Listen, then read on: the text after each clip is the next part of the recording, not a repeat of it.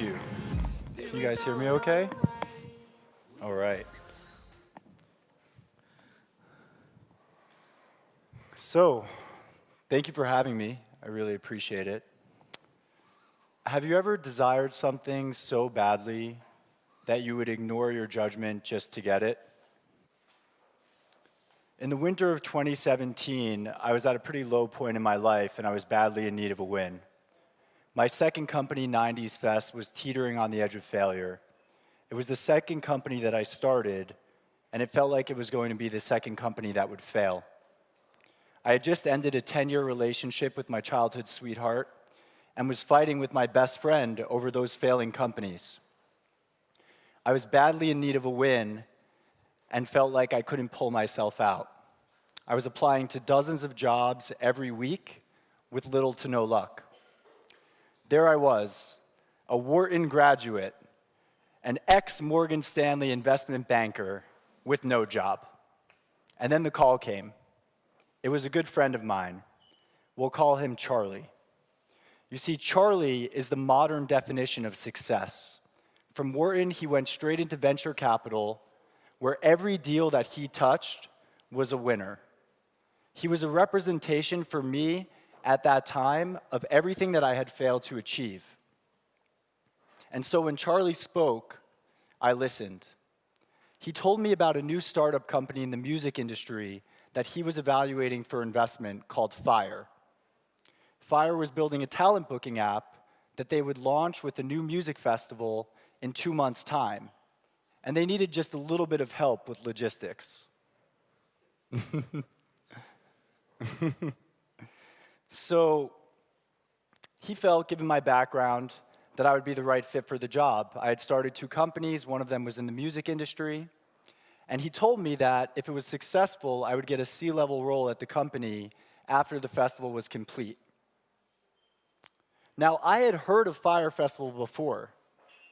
2 months prior to that, I saw Ja Rule announce it at a conference, but I wrote it off because it just felt like it was too good to be true. Something didn't seem right. But now, after the famous promo video came out, I get this phone call, and I hear that they've sold out 2 weekends in a row. I began to question my own judgment. And so, I took the bait, and Charlie introduced me to this guy.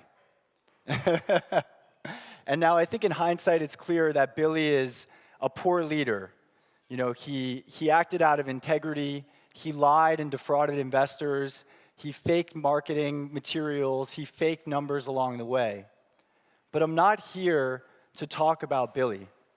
I'm here to talk about how Fyre can be a representation of broader themes that are more important than a FEMA tent or a cheese sandwich. I'm here to ask why we value external gratification over our internal peace.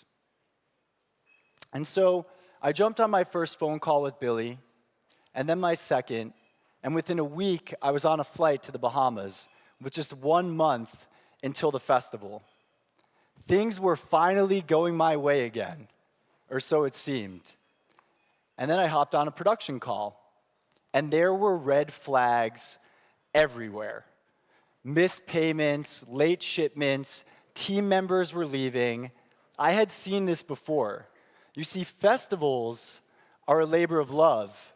And as some of the event producers here can attest, everything that seems to go wrong, or you think can possibly go wrong, usually does. And Fyre was no exception. I didn't realize just how bad it was going to be at that time, but I knew enough to ask Billy to renegotiate my contract, because I've seen vendors and consultants like me work events for months and not get paid. And Billy's response to me was, we had a deal, take it or leave it. He was right, we had a deal, so I don't blame him for that. But here was my first opportunity to walk away. So why didn't I? I think I was suffering from something that many of us suffer from today, FOMO, fear of missing out. It's a funny word, it's a meme, but it's real. It's a toxic form of envy that drives us to do things that we otherwise would not, drives us to act outside of our own better judgment and intuition. What if Fyre Festival were the best festival of the decade and I missed it? What if the company were a huge success and I was just the idiot who didn't get it? I was terrified of missing out on this once-in-a-lifetime opportunity, and so I stayed. I think that we all suffer from FOMO today, and it's exacerbated by the internet, right? The social media machine once was thought to be a connection engine that would bring us all closer together, but it's in fact become a comparison engine that's driving us all further apart. There's always going to be someone wealthier, someone prettier, somebody even just on vacation to remind us that what we lack. And to make matters worse, the internet is constantly learning about each and every one of us. So my internet is different from your internet, and her internet is different from his internet. If you desire wealth, you'll be pushed get-rich-quick schemes. Just Google get rich, and there's 1.3 billion results that come up in under a second. If you desire fame, you'll see celebrity influencer posts. If you desire beauty, you'll get pushed beauty advertisements. And so how do we deal? How do we deal with this constant barrage of the media industry telling us what we should have? I think, like Fyre, we need to understand that what we see is not always what we get. And we can start with a certain level of awareness of that fact. This is a post that I made during my time at Fyre Festival. Most of my days were spent sitting in front of a computer screen, matching our housing inventory to the demand for beds. We were short, I think, about 1,200 beds when I started. Right? This is an island with a population of 3,000 people, and I had 3 weeks to the event. But here I was, working my butt off, and I found time to post "View from the office today could be worse." I wanted that perception that what I was doing was cool, different, etc.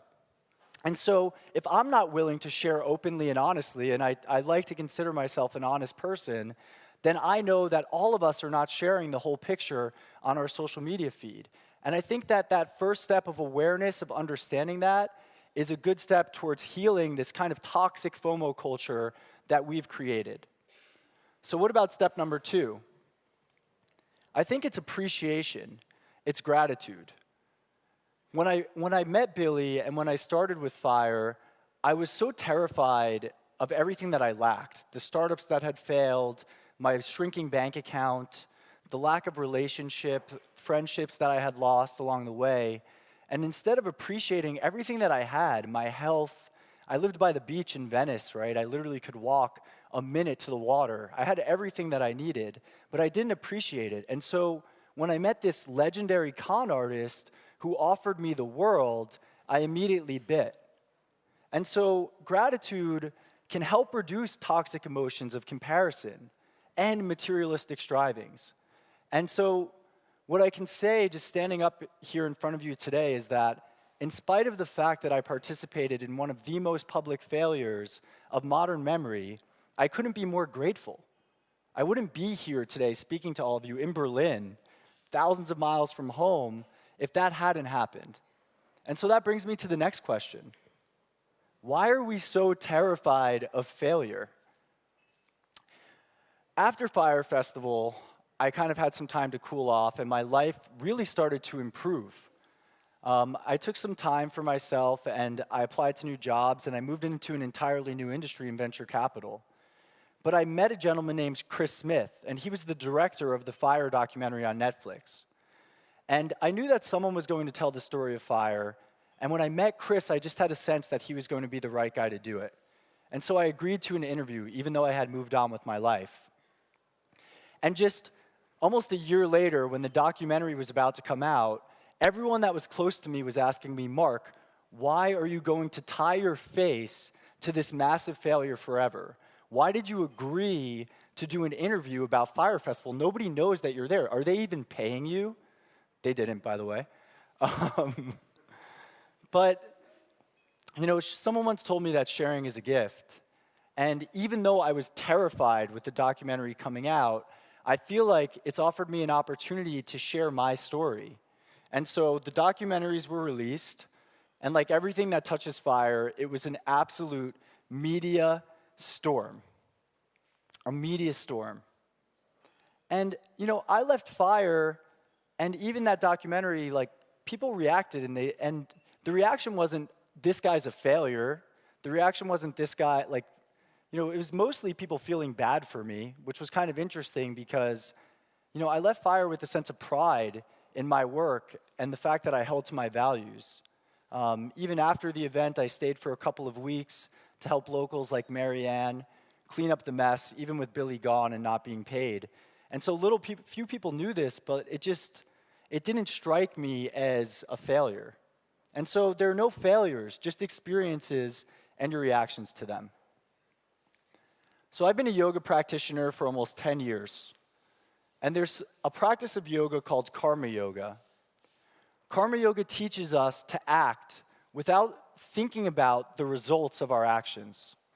In today's society, with entrepreneurship worship and stories of Elon Musk sleeping on the floor of the Tesla factory for 5 nights to make sure it was a success, we're kind of constantly bombarded with outcomes and achievements. And so what karma yoga has done for me is to allow me to say, look, we're all going to act, right? Many of you are startup founders. And of course you want success, you want to hit the KPIs, you want the next round of venture investment, but what about just focusing on the work? What about just taking joy in what you're doing? And so as a yogi, I love Ram Dass, and this is one of my favorite quotes. He says, life is a game. You set it up, and then you play it purely, lovingly, compassionately, but without attachment. And so I think that if we live our lives in this way, if we play this game without attachment, but instead with awareness that what we see is not always what we get, with gratitude and appreciation for what we have, if we play this game not out of fear of failure, but out of trust in ourselves, in our values, our beliefs, and our intuitions, that life can taste a little bit better than a cheese sandwich and more like a culinary masterpiece. So thank you so much for your time. That's all. I'm Marc Weinstein. I started a podcast. Thank you. Thanks a lot, Marc, for having the courage to go on stage with that story. And I think it really takes some inner growth to really approach it the way you do, with that humbleness and that learning that you took from it. We still have 4 minutes, so we have a little bit of time for questions in the audience. Just raise your hand and we'll bring a microphone to you. The first question I would have, while the microphone is on its way to back there. Is the microphone on its way? Yes, back there all the way. Do you think that now your intuition, or let's say you would have enough control over your FOMO to not get sucked into this kind of story again? Yeah, so that's a great question. I would like to think that, right? But I'm also human. And I think that we all get swept away in kind of chasing desires, right? We want to create the next big startup. So I would say that I probably now would have a better time identifying maybe a con artist. There's some typical signs that I would look for. But I'm not going to say that I would never get caught up in chasing something. What are the 2 most important signs that you would now recognize in hindsight? Yeah, I think that one is a con artist often plays on our desires. So there's always a carrot at the end, right? There's always a light at the end of the tunnel, or something that they're kind of coercing you with to make you feel a little bit less than yourself. And the other is really just like, speaking very, with a lot of authority without backing it up with supporting details. And that was something that I think Billy did really well. He could speak fast and sound like he knew what he was talking about, but if you move a layer deeper, he really didn't. So let's pick up that question. Thank you. Hey, Marc. Do you think Billy will ever be successful in his life again because of his inspirational character, as you mentioned? I do, actually. I think that, so Billy's serving time in a federal penitentiary right now. He's serving 7 years. I think he'll be out in 3 on good behavior. He's already writing a book, and I can imagine him coming out with some kind of comeback story. Do you think that book will share the same wisdom as yours, or will he probably take a different angle? I think it'll take a slightly different angle. I think it might be something more along the lines of like, you know, when you fly too close to the sun, sometimes your wings melt. All right, more questions. One in the first row. Yes, is the microphone here? Perfect. Thank you so much, sir. Hello, Marc. My name is Andrea. I've got one question. So I've seen this documentary, and I would like to know, like, which was the scene when you first realized that this thing will fail? Well, was there a scene or was there a moment? Like, could you just tell us about that, please?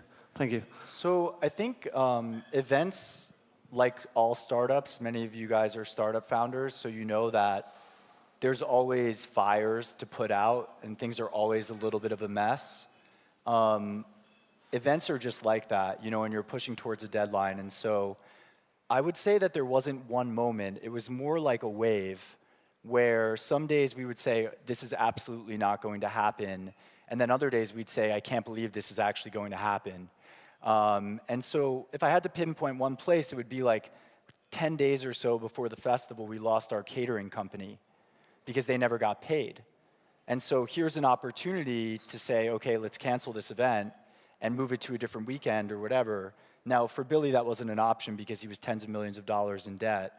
And you know, to the extent that I talk about this in the documentary, I feel like by solving these problems, we almost were complicit. So there was a gentleman named Andy King in the documentary that is now kind of a meme, and he found a new caterer with like 7 days left from Nassau to fly over and cook like local cuisine. And of course, it was marketed to guests as like 5-star, you know, Michelin star rated dining. And so like as producers, we're thinking these changes are getting messaged to the guests, and they never really were. So hence the beautiful cheese sandwich photo that now lives in infamy. Speaking about the caterer, I know some of the local workforce really was severely affected by that whole experience. There's this one woman in the documentary who has a seaside restaurant. Yeah, Marianne. If I'm not mistaken, I think it's quite honorable that you try to kind of like raise funds for the local people. Is that correct? Yeah, so we created kind of like an atonement, one would say. Yeah, definitely an atonement. So I worked very closely with a lot of the locals because my role was predominantly renting houses, and there were no hotels available on the island since it was the busiest time in like the island's year. It's called the National Regatta. All of the hotels are booked very far in advance. So I worked really closely with people like Marianne, who rented not just her home, but a few hotel properties that she manages. And I felt a sense of responsibility to the people, specifically like right after the event, you know. What's not told in the documentary is that about 10 of us who hadn't been paid stayed for at least 10 days, some of us 2 weeks, to work with the locals to try to, you know, make sure they got their cars back, houses were okay, that they were paid if they could be. And, you know, Billy and his core team had left. So when we knew this documentary was coming out, we talked to Netflix about promoting a GoFundMe campaign for Marianne, who was featured in the film, and you know, she was owed $50,000, I think, and we ended up raising $250,000 for her. And we're still working to raise money for the rest of the workers. I think we're at $100,000 now for them. So if nothing else comes of this, you know, them getting paid back is like a huge win, I think. I think that's a really unique trait and strength to, when things fall apart, to really stay there and pick up the pieces, especially stay there in the heat, because I'm sure those locals were not overly empathetic to your team and those guys who stayed behind. So congratulations on that. That is some really nice approach to life. Thanks a lot, Marc. Thank you so much. Thank you all so much for listening. I appreciate it. Thank you.